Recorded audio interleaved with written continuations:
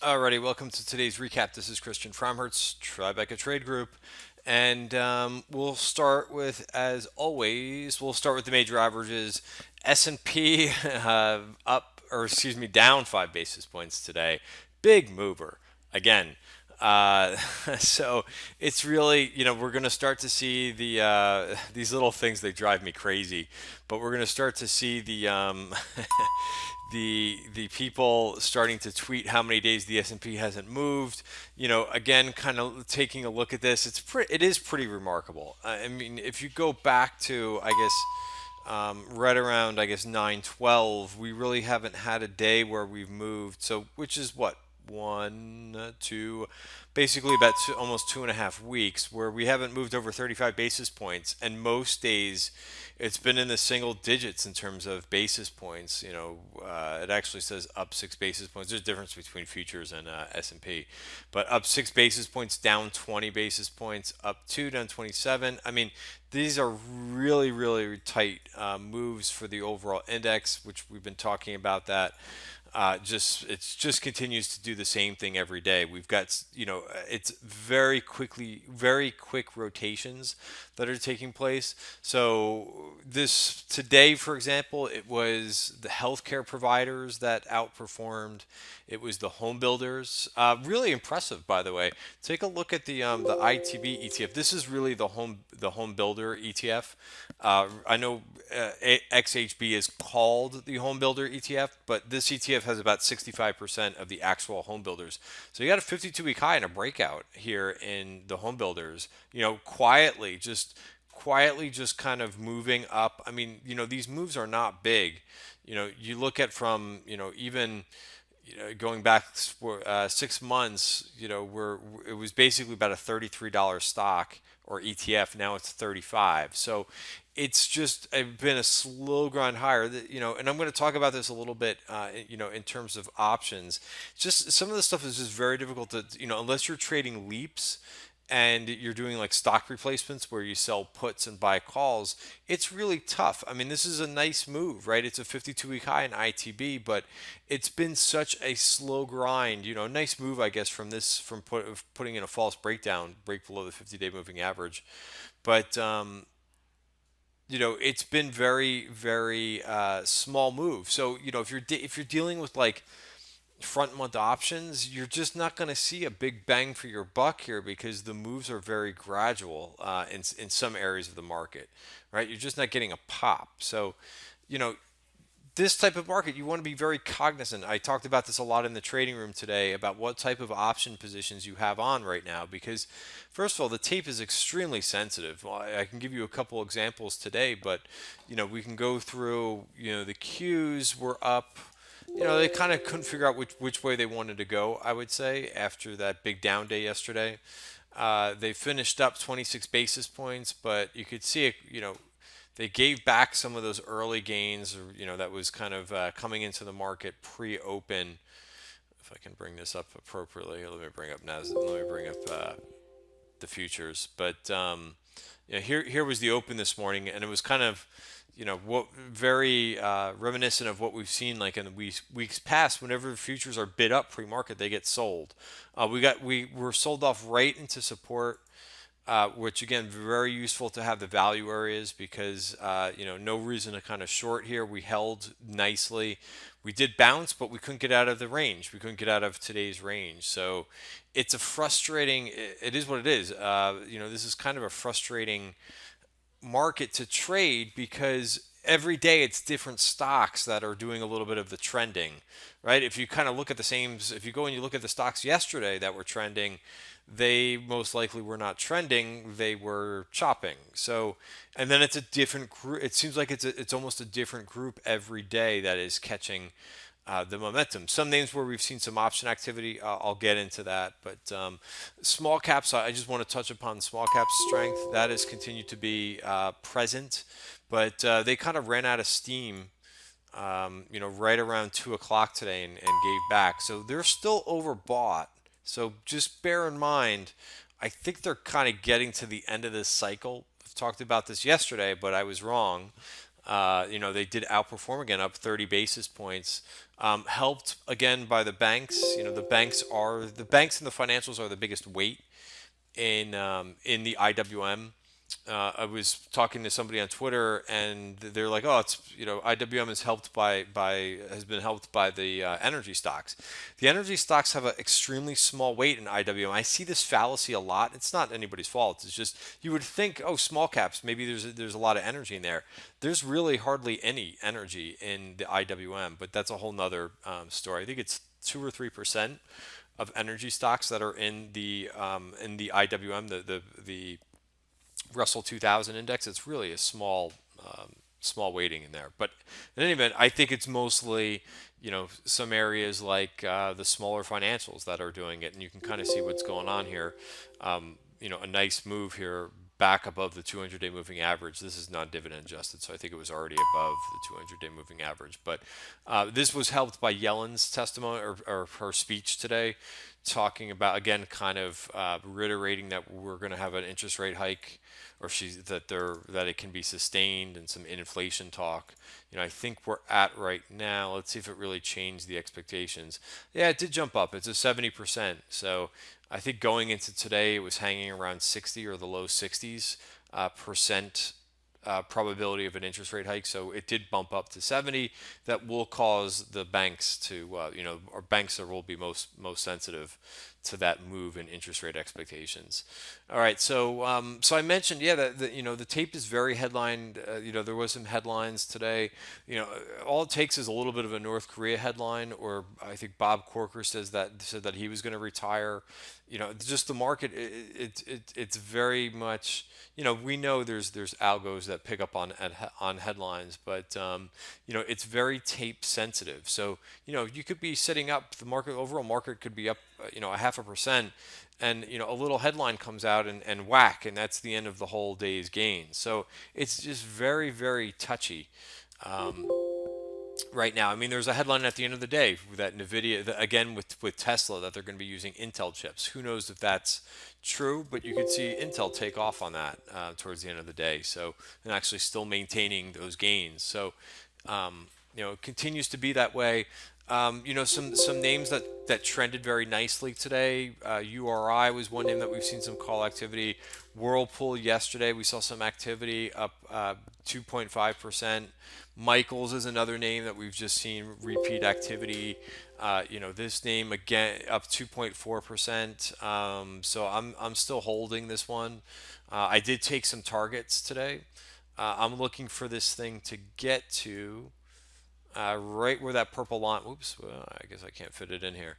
Right around 2240 in Michaels. I'll probably take this trade off, or take the majority of it off if we get one more day of a run. But with that VPOC there, because I don't see any Virgin Point of Control, I don't see any others behind that. So that would be a good place, I think, for me to kind of exit that trade, or again maybe leave on the last 10 or 15% of it. But it's been names like this that will just be up 2%. I was looking at I do have a small Amazon trade on. Very, very good using again the value areas. They told you exactly where this thing was going today, or not going, but had support and resistance. Here we failed to break down as Amazon started to get off to a nice start on the day and just can't get out of its own way. So did not break down, did not take out yesterday's lows. We did get a little bit iffy in some of those FANG stocks or high momentum stocks. They got very close to the lows from yesterday. Some of them actually took them out and then regained it, but and then Amazon back to the top of value, and we tagged this perfectly. So closed right at the point of control. So a lot of indecision.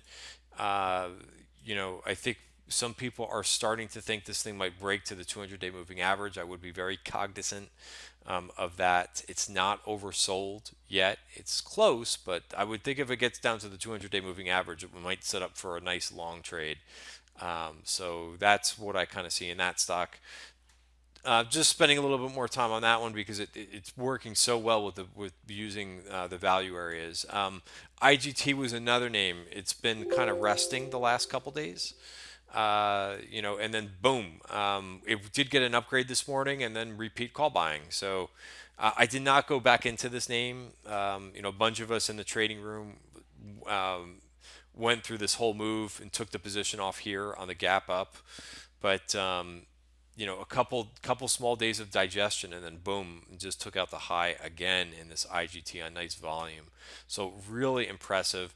I would say that was one of the most interesting trades of the day. There's a handful of names in here. Pfizer, which also has been doing some digestion. As I was telling members of the trading room today, sometimes you can get into these names that we see on the tape for cheaper. It took a few days before Pfizer, from the last time I was in Pfizer, I got in on day one where we saw option activity and rode this thing up. So I'm actually still holding my last piece. I did not really do anything to manage. I didn't add it to it today. I'm still just holding my last piece because I think it's a January position, so I've got plenty of time for that one. I would say also a lot of small cap energy buying, a lot of the offshore oil drillers. Rig, which has been a name that has been seeing a lot of call buying into it. Also, a couple names like APC and APA also saw some call buying. Oxy, which Oxy probably the nicest chart out of all those names I mentioned. Oxy's now sitting above the 200-day moving average. So I did not do anything in this space today. I think this market, you just don't want to overtrade it. So Oxy above the 200-day moving average. I'm actually hoping for a little bit of a move down or a rest in these energy names. I'm still holding on to my XLE position, but I'm just kind of waiting and lurking in this energy space. I think Oxy looks really interesting here. Rig also, they keep going after Rig, but it's more of a challenging chart. Maybe this thing can rally up to 1115, and that's where you take it off. At that two, if you're disciplined and you're using 200-day moving averages as a nice trend indicator, so maybe that can go a little bit further. But I really like the Oxy. That seems to have the better, just a hell of a better looking chart. I think anyway, with that move over the 200-day moving average. A couple other names that were interesting. Match, there was again, you could see the amount of calls that I have listed here. Match.com saw some calls.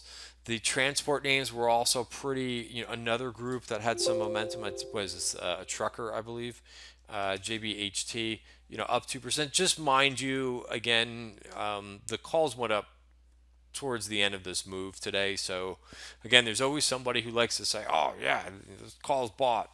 JB Hunt stock was up 2% today on the calls." No, they were bought at the end of the move today. But still, it's a 52-week breakout. There was a couple other ones. Oh, Broadcom. These names.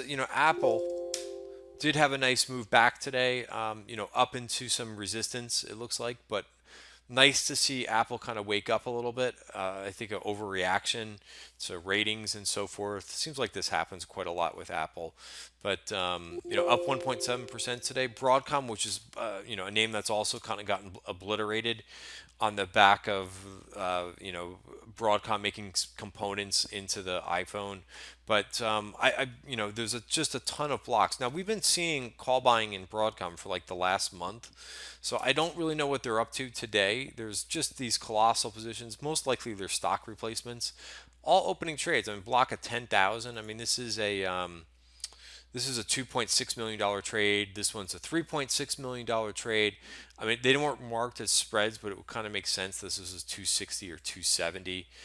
Mind you, that's all the way up here. They report earnings on 12/7. So somebody thinking that Broadcom could recover, could it do it? Absolutely. I think it's unnecessarily sold off here. So I like this name. I like Broadcom. Again, I don't know what they're up to with all these crazy blocks, but again, just a name that's been seeing call activity, and sometimes it doesn't work right away. Sometimes it takes a little bit of patience. Again, they're not buying weeklies in Broadcom. They're going out to November and December. So you have to be patient for some of these trades. I feel like there's one or two other trades that I'm missing. Wendy's, I did take this trade in the beginning of the day. Nice repeat activity. repeat call buyer in this one. So I took off. I think I took off half this trade, and they bought these right here. They actually kind of came in a little bit, and then blast off and took off. So that was a nice trade in the room today. Again, took half off. Some long dated Square and PayPal. As I was, this was the other trade. Why is it not on? It's not on my list. Probably got lost in here someplace. I know I have it up though. Adobe. I actually put a trade on before off of the Red Hat news. Another name that to me just doesn't make sense. After earnings, they had one bad metric in their whole earnings report, and the stock's gone from 156 to 145, sitting at the bottom of value. So I actually structured. I will tell you the trade, even though you should be a member of the trading room to see these trades. But Adobe, I did the December 150 160 call spread this morning. I've been watching Adobe for the last couple of days, and they actually came in at the end of the day, about 9 minutes before the close, and bought some October 146s. So I love when I'm already in a trade and there's some call buying, but maybe somebody realizing the same thing I am, just that it's, how many down days? 1, 2, 3, 4, 5 days in a row. I was actually up today, but again, couldn't get out of the range of today. So that's it. I could probably go on for another 10 minutes about today's option activity. There was some put orders in there as well, but I discuss all of that in the trading room. So that's it for today's video. Have a great night. See you back in the trading room tomorrow morning.